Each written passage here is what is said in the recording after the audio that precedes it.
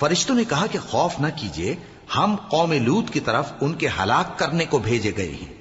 और इब्राहिम की बीवी जो पास खड़ी थी हंस पड़ी, तो हमने उसको इसहाक की और इसहाक के बाद याकूब की खुशखबरी दी। उसने कहा, एहे मेरे बच्चा होगा, मैं तो बुढ़िया हूं और ये मेरे मियां भी बूढ़े हैं, ये तो बड़ी अजीब बात है। उन्होंने कहा, क्या तुम अल्लाह की कुदरत से ताज्जुब करती हो? ए अहले बैत, तुम पर अल्लाह की रहमत और उसकी बरकतें हैं, वो लायक तारीफ है, बड़ा है। फिर जब इब्राहिम से खौफ जाता रहा और उनको खुशखबरी भी मिल गई, तो कौम लूत के बारे में लगे हमसे बहस करने। बेशक इब्राहिम बड़े तहम्मुल वाले, नर्म दिल और रुजू करने वाले थे।